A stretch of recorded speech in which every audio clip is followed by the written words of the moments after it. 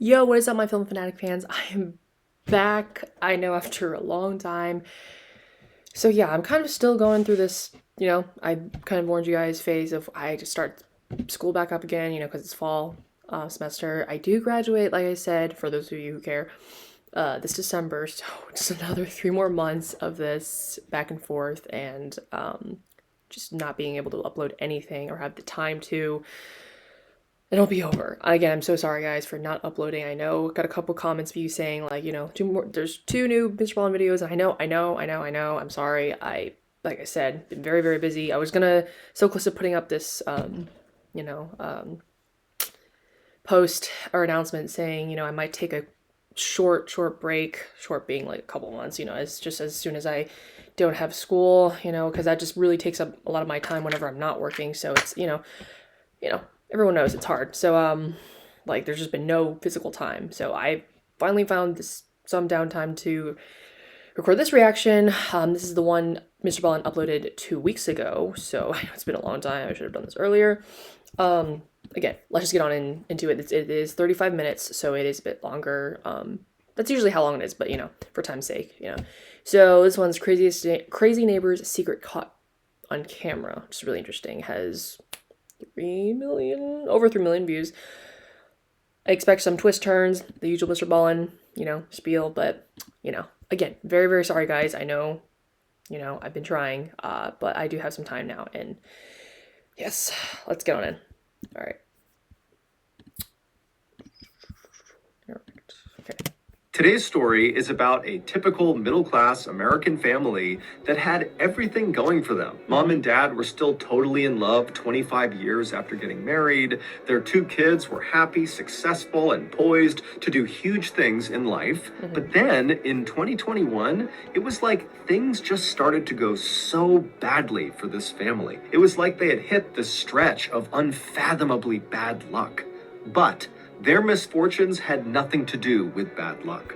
Their misfortunes were the result of someone in their midst carrying around a very big secret. Of course. But before we get into today's like story, if you're a fan of the strange, dark, and mysterious delivered in story format, then you've come to the right place because that's all we do, and we upload once a week. So if that's of interest to you, the next time the like button is in a deep sleep, put a wig on them, also a beard and mustache combo, and then disguise their room to look like a hospital suite, and then violently shake them awake and tell them they've just woken up after being in a medically induced coma for years. Also, please subscribe to our channel and turn on all notifications so you don't miss any of our weekly uploads. Okay, let's get into today's story. Right, let's go. Actually, really quick, guys, just to reiterate this. I mean, I haven't said this before, but on top of all that and being busy with my schedule, my sleep schedule has also like been very much messed up, I would say. It's very much like, I don't know, it's very inconsistent. There's just, for those of you, who obviously don't know what I just took a long nap and I shouldn't have it. So basically I can see myself being up from now until at least 5 in the morning before going to work. So again, I feel like these are just one of those times I can just actually have time to, because I have more energy now because I took such a long nap. I can, do these. So, okay. All right. So forgive me if I have low energy, but bursts of energy at the same time. All right, sorry. Whew, all right, let's go.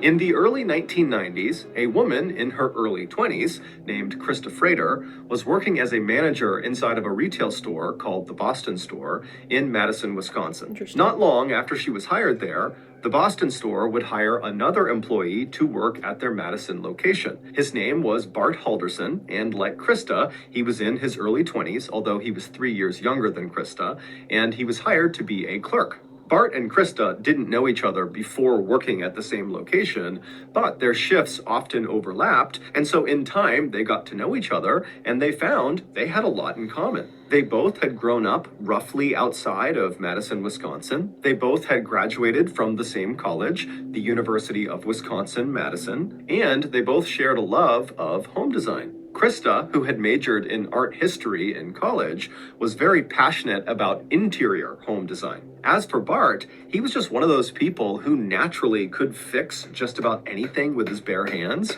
And growing up, his favorite projects were anything to do with home repairs. Whether it was something super simple or super complex, he didn't care. He just found it incredibly satisfying to keep a home in immaculate condition.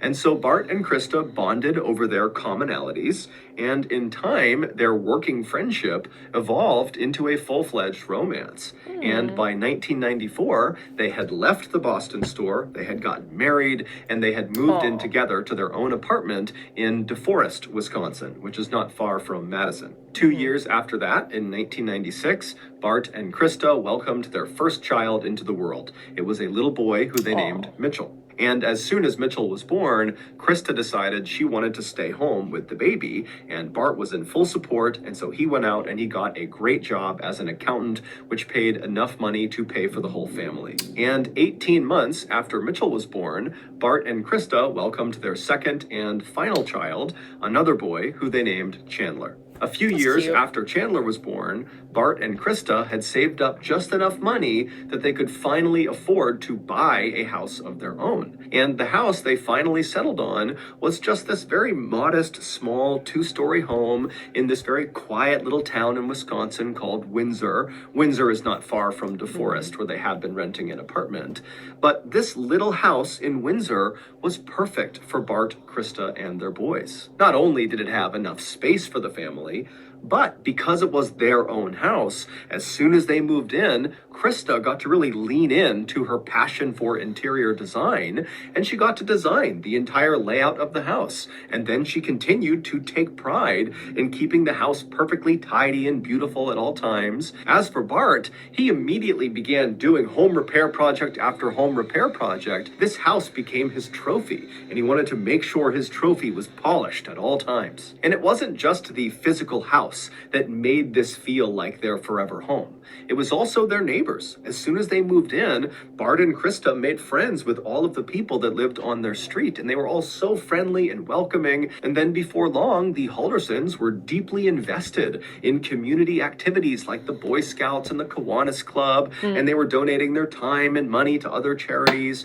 I mean, so quickly, the Halderson family just found where they belonged. And over the next 2+ decades, life for the Haldersons in this little home in Windsor remained perfect. Bart continued to move up the ladder at his accounting firm, and Krista continued to be a devoted mother and housekeeper. As for the kids, Mitchell and Chandler, they were given every opportunity their parents could possibly give them. And in that loving and supportive environment, they both thrived. By 2021, the older brother, Mitchell, who was 25 at the time, he had moved out and was living alone in an apartment, and he had graduated from college. He had landed an incredible IT job with a local, very successful company. He was engaged to be married, and he was about to buy his own house. As for the younger brother, Chandler, who was 23 at the time, he was still living at home with Bart and Krista, but he was doing just as well as his older brother. He was in his final year of college, but he had already accepted a full-time job with SpaceX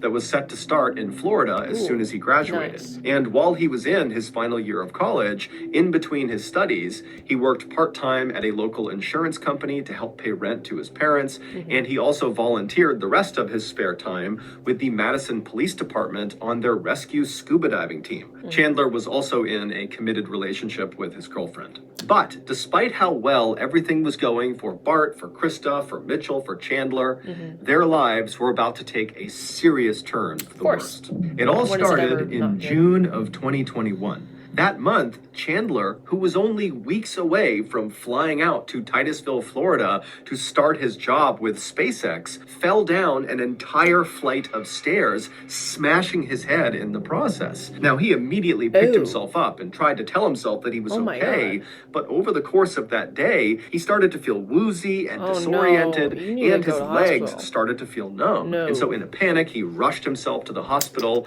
and unfortunately, when they scanned his brain and they checked him out, the doctors discovered he had a severe concussion from this fall, my and he God. had a brain bleed that almost certainly Oh would my require God. surgery at some point down the road. Oh my Also, God. the numbness in his legs appeared to be the result of permanent nerve damage. Oh And so my suddenly, God. Chandler, who was so excited about this opportunity in Florida, Wow. is now back home in a neck brace with a cane to get around. And even That with the sucks. cane, he can barely walk. And then adding insult to injury, he almost immediately lost the job at That's SpaceX really sad. because he couldn't travel to Florida to start the job. That's really And so sad. they filled it with someone else. Chandler. Man, that sucks. God. That's what I'm saying. Barbarian, now playing only in theaters. Barbarian. I've been getting Sorry, I'm paid just like trying to look at $1,000 these a month, if not more, just from this app on my phone. And the Chandler movies. did his best to stay positive and optimistic, but I mean, this was a crushing blow.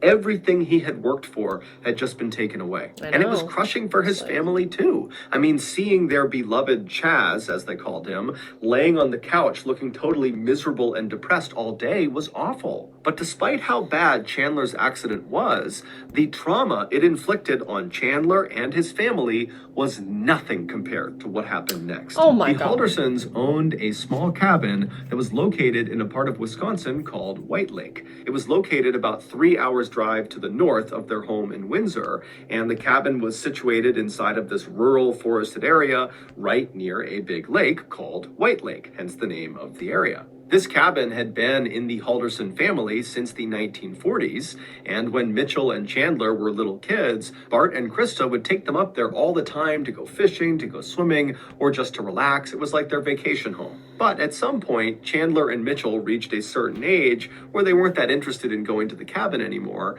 and so as a result, Bart and Krista basically stopped going. However, just 2 weeks after Chandler's horrific injury, there was this huge storm that rolled through the White Lake area, and after the storm had passed, some people who lived permanently in White Lake called Bart and Krista and told them, hey, I was driving past your cabin and I saw there was some broken windows. It looks like your cabin might have been damaged from this storm. And so Bart and Krista, they're thinking, oh my goodness, we got to get up there as soon as we can and patch up that window and fix the rest of the cabin before another storm rolls through and totally ruins the cabin. And so Bart and Krista pull out their calendar and they see the next weekend coming up is the 4th of July weekend. The 4th of July is a very big holiday in America. It's when we celebrate our independence. And the way White Lake celebrates the 4th of July is with a big parade down Main Street and these amazing fireworks out over White Lake. And so Bart and Krista, they figure, you know what, let's just hold off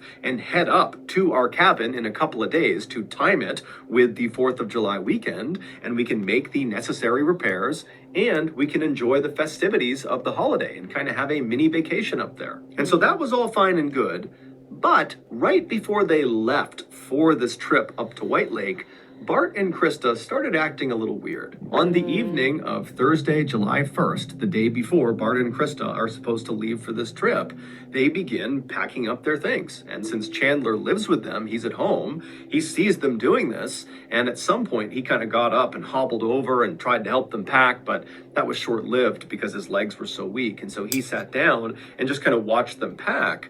And what he saw is they were packing lots and lots of cash and silver bars into their luggage. Although this was kind of odd to Chandler, he decided not to say anything because he figured, you know what, maybe they want to stash their cash and silver in the cabin like a keepsake, I don't know, but it's their business, it's not mine. And so Bart and Krista, they continue to pack up their things, and Chandler, because he can't go anywhere, just continues to kind of watch them pack. And at some point, Chandler asks his parents, so how are you getting up to White Lake? And his parents would say, oh, we're just getting a ride from our friends, another couple, they're driving us up. But they didn't tell him who the couple was. They basically just said, it's our friends. And so again, Chandler's sitting there thinking, okay, this whole thing is a little bit weird, but you know what? It's their business. I'm not going to ask about it. They obviously don't want to tell me. And so he just kind of let it go. And so at some point, Bart and Krista, they finish packing and they move all their luggage to the front of the house right near the front door. And then a little while later, they and Chandler would retreat to their rooms and they would go to sleep. The next morning, July 2nd, Friday, Chandler got up early at about 6 a.m. And when he got up, he began slowly hobbling his way down the stairs, expecting to see his mom and dad having breakfast and, getting ready to leave because they certainly wouldn't have left without telling him. But he gets downstairs and the house is dark and totally empty, and all of the bags that his parents had packed the night before and put near the front door, they were all gone. And so Chandler's thinking, did my parents get up at like 5 a.m. and leave without telling me? So he goes to the door and he looks out the window thinking, maybe they're out there waiting outside. Nope. But when he looked outside, his parents weren't out there. And sure enough, their cars were still in the driveway. And so Chandler was left to believe that, well, I guess my parents did get picked up by whoever these friends were, and they did not feel the need to come tell me they were leaving. Now, this did leave Chandler a little bit shaken up. He just kept thinking about the strangeness of what they were packing and the fact that he didn't know who they were going with, and now this sudden departure. But again, Chandler just told himself that his parents would be just fine. These are just kind of random anomalies, but they're not indicative of there being any issue here. And so Chandler found a way to just kind of push these concerns out of his mind, and he just went about his day. And so because his parents were now going to be gone for the weekend, he promptly called his girlfriend, Catherine, and asked her to come over and stay at his house with him for a couple of days. And so she comes over, and because Chandler can't really do anything because of his injury, they basically spent the weekend just kind of lounging around and eating nice food and watching Netflix. But by the end of the weekend, on Sunday morning, there was an undertone that both of them noticed that something was wrong. Chandler had told his girlfriend about the strangeness of his parents' quick departure to White Lake, but he had said to her, I'm sure it's fine, and she basically said the same thing, that of course your parents are fine. But by Sunday, Bart and Krista had still not called or texted or checked in with Chandler or Mitchell or anybody. They were just totally gone and silent. And whenever Chandler or Catherine tried calling Bart or Krista's cell phone, it didn't even ring. It just went straight to voicemail. But by late that day, Sunday, July 4th, when really concerns were starting to mount about what happened to Bart and Krista would text her son, Chandler. And what she basically said was, hey, we arrived in White Lake. It's packed here. The service is terrible, but we're going to stick around for the parade, and we'll be back either Monday night or Tuesday early. No. And so as soon as Chandler and Catherine saw this text message, it was like all their worries were completely gone. I don't know about and they were just excited to see Bart and Krista when they came back the next day or the day after. But the next day, Monday, Bart and Krista did not come home. They didn't call anyone. They didn't text anyone. And again, whenever anybody tried calling their cell phones, which now was Chandler, Catherine, and also Mitchell, who had been looped in on what's going on with his parents, whenever they tried calling them, Bart and Krista's phone didn't ring. It just went straight to voicemail. Definitely something and wrong. then the day after that, on Tuesday, July 6th, so this was the day that Krista said they would be home by, they didn't come home. And again, no one could get in touch with them. And again, they did not contact anyone.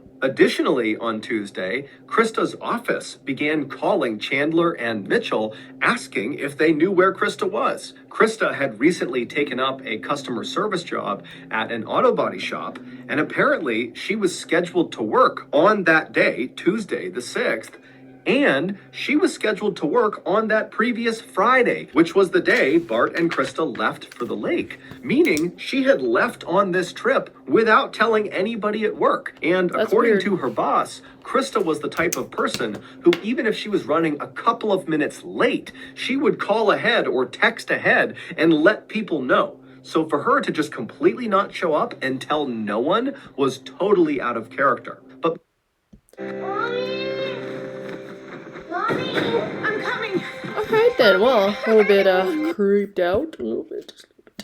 God, it's gonna But be before crazy. Chandler, Mitchell, and Catherine could process this information, Bart's employer began calling them, asking the same things. Oh my Hey, do you know God. where Bart is? He's supposed to be working right now, and we can't get in touch with him, and he didn't put in for time off. And so all afternoon on Tuesday the 6th, Chandler, Mitchell, and Catherine and other family members are trying to call Bart and Krista. They're calling other people in White Lake to see if anybody knows where they are, but nobody does. And so finally, the next morning on Wednesday, July 7th, when still there was no word from Bart and Krista, Chandler Chandler goes to the police and he files a missing person report. And pretty much right away, the police in Windsor contacted the police up north in White Lake and asked them to do a check on this cabin to see if maybe Bart and Krista were there, and maybe they just had terrible service, or maybe there was some sort of accident or something that happened.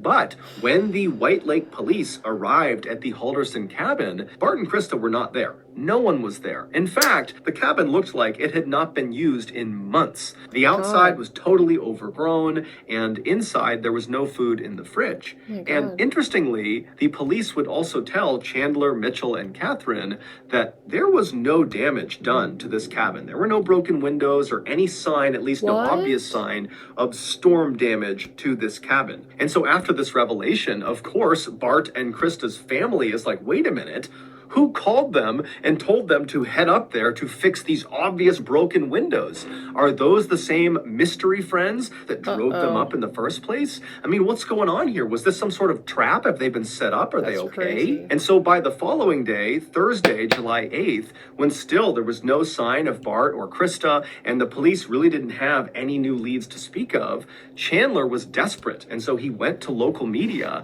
and he said, please run a story about my parents and get the word out there that they're missing, and maybe someone knows something and they'll come forward. And so local media, they would do that. They would run this piece. And so while this media coverage is going on the 8th, Chandler would go back to his home and he would hobble door to door asking each of his neighbors if they had a security camera on the front of their house that might have picked up an angle of the street, and so may have seen his parents on the morning of July 2nd when they climbed into that mystery couple's car that took them up to White Lake. Chandler was hoping that if he got this footage, somebody would be able to identify who these mystery friends were. But unfortunately, none of his neighbors had that footage. But as it would turn out, it didn't matter, because on that day, the 8th, the police made a discovery that at first seemed relatively minor, relatively small, but when they examined it more closely, they realized it was a huge discovery and it completely broke the case wide open. To understand this breakthrough, we have to go back to June 29th, 2021.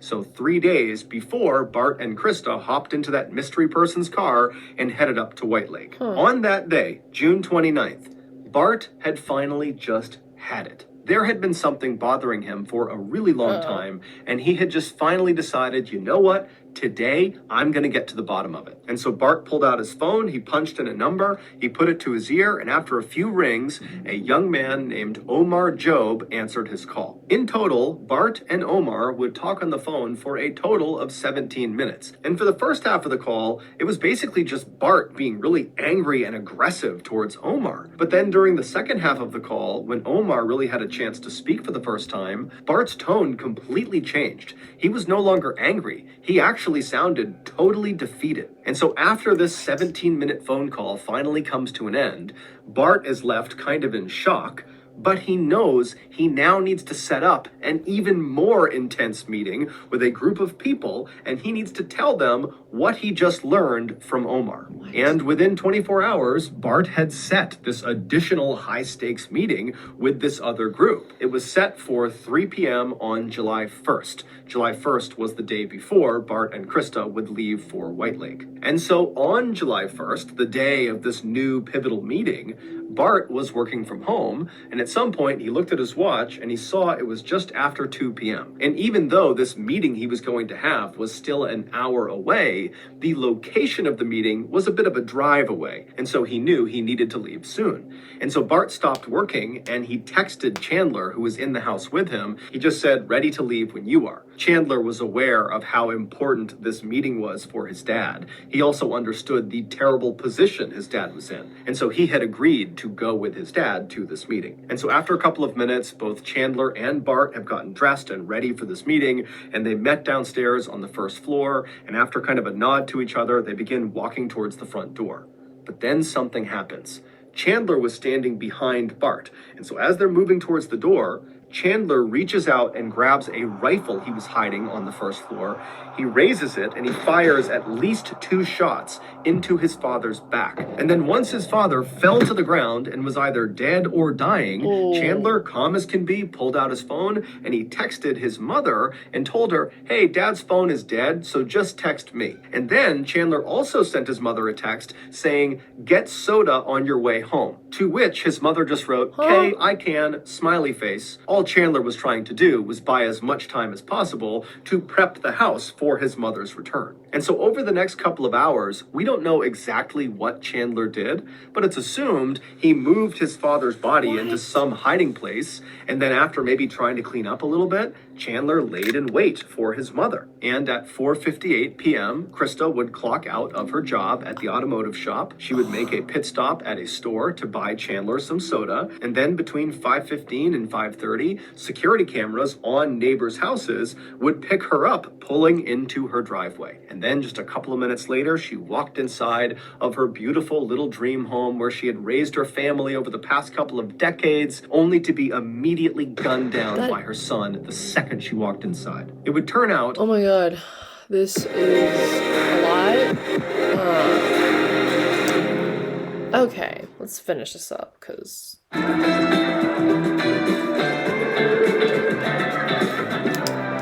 Jesus. Keep going. It would turn out Chandler was living a double life. He had never graduated from college. He had gone to college, but for like a semester and flunked out. But he just kept telling his friends and family that he was progressing through college and then he graduated from college. All made up. He also did not have a job at the insurance company. He just told his family that he worked from home, which really meant he sat in his room and played video games all day. He was not a rescue scuba diver for the Madison Police Department because, one, he was not a scuba diver, and two, because the Madison Police Department did not have a rescue scuba diving team. And needless to say, he did not have a job with SpaceX. He had never even applied. As for his head injury, he may have bumped his head at some point, and he did go to the doctors by himself sometime in mid-June, but that doctor just told him he might have a mild concussion and then offered him a neck brace and told him, you don't need to wear it. That's only if you want to wear it. But then very quickly, Chandler turned this non-injury into a debilitating, crippling, life-altering injury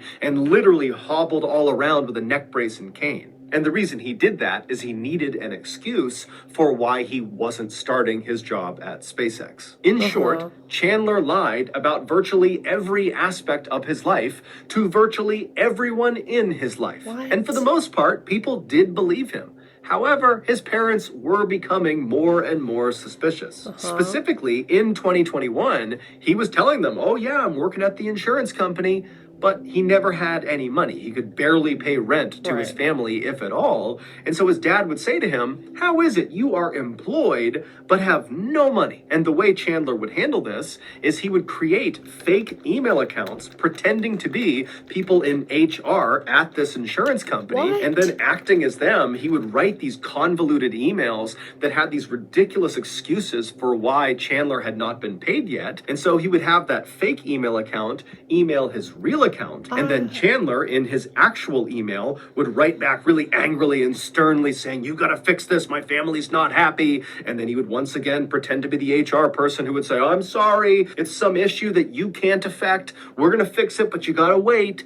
And Chandler would take these exchanges and he would forward them to his father. And while Bart didn't necessarily totally believe what he was being shown, it was enough to get him to stop asking questions. But Bart and Krista were also suspicious of other aspects of Chandler's life, like, for example, his school records. At some point, he needed to show them his transcripts, and he would tell them, oh, you know, I can't access my transcripts. And so Bart and Krista are like, why? Can't you just log in and pull up your unofficial transcripts at least? And the way Chandler would handle this was the same way he handled the insurance company. He would create fictitious email accounts of people that were college advisors at Madison College, where he claimed to have gone and graduated from, and he would do those phony back and forths where it looked like the college was telling Chandler, sorry, you can't get your transcripts. It's this huge problem that's totally our fault, not yours, but you just gotta wait. There's nothing nothing else you can do. We can't get him for you right now. And when Chandler would send these exchanges to Bart, Bart would get totally worked up about it. And finally, he demanded that Chandler give him a phone number so he can talk to one of these college advisors. And so Chandler went out and got a burner phone from a convenience store, and he gave that phone number to his dad. And then when his dad called this number up, somebody picked up, someone introducing themselves as Daniel Spieth, which really was just Chandler disguising his voice. And Daniel Spieth would give Bart the same spiel about how, oh, I'm so sorry, it's all the college's fault that we can't get your son's transcripts, you're just gonna have to wait. And so finally, on June 29th, 2021, Bart had just had it with his son. He was convinced his son was lying, or there was something going on. There was just too much about his son's life that didn't add up. And so Bart decided he was just going to call Madison College and pretend to be Chandler and see if he could get his transcripts. And so he dialed a number for customer service at Madison College, and after a few rings, Omar Job, a customer service rep at Madison College, picked up. And initially, Bart was kind of aggressive and mean towards Omar for really no reason other than he was just so frustrated with this whole situation. And so he's on this call pretending to be Chandler, and he's kind of barking at Omar to give me my transcripts right now. I go to your school. There's no reason you can keep them from me. But then after a couple of minutes, Omar finally was able to talk. And he said, hey, Chandler, I looked you up in the system, and you don't go to this school. You've never gone to the school, save for maybe one semester, and you failed out. And so it's at this point, when Bart hears this, that he just pauses for a really long amount of time on this call. Imagine hearing that. And then he begins asking follow-up questions that are not really connected to trying to get transcripts, because now he knows the transcripts don't exist because his son didn't go to school. Exactly. And so he begins asking Omar, does Daniel Spieth still work there? And so Omar would look him up and he would say, no, there's no Daniel Spieth that works here, and there's no Daniel Spieth that's ever worked here. And because Chandler had used like 5 or 6 different names when pretending to be college advisors for Madison College, Bart, in addition to asking about that Daniel Spieth guy, asked about every other name he had interacted with, believing he was talking to Madison College. And one by one, Omar told him, I'm sorry, those people do not work here. I've never heard of these people. They're not in the directory. I'm sorry. And so finally, at the end of that 17-minute call, Bart knew his son was living a huge lie. And so he hung up with Omar, and then Bart called real college advisors at Madison College, and he set a meeting for July 1st at 3 p.m. And then he told Chandler that he had set this meeting, and Chandler was going to come with him, and they together were going to ask those college advisors why they can't produce Chandler's transcripts. Now, Bart, of course, knew Chandler did not have transcripts. And so he likely had set this meeting to get Chandler to call the meeting off and come clean about this big lie so that Bart could get his son back on the right track, stop lying, and live a real life. But the way Chandler handled being caught was not to own up to any of this. He didn't call off the meeting. He just waited until the day of the meeting, and then he killed his father, killed his mother, and then dismembered their bodies and burned their body parts in the family fireplace, including their heads. And then when he couldn't destroy their bodies completely, he took what was left of their remains and scattered them all over town in parks and forests and rivers. He even put his father's headless, armless, legless torso behind his girlfriend's parents' house. And all the while, as he's doing this, he's spinning this ridiculous story to his girlfriend, to his brother, to other members of the Halderson family, to police, to colleagues of Bart and Krista, that Bart and Krista just up and left on the morning of July 2nd with this mystery couple. And oh, by the way, my parents, they were putting cash and silver bars in their luggage. So I don't know. They went up to White Lake and now they're gone. I don't know what happened to them. We don't know why Chandler chose the story he did. It's unclear if he was trying to make it seem like his parents were suspicious and had gotten into something that had maybe gotten them harmed or kidnapped, or if he was trying to make it seem like his parents were just super gullible and had been taken advantage of by this mystery couple. We don't know. He was just trying to make the whole situation seem plausibly suspicious. Ultimately, though, Chandler did so many things that got him caught.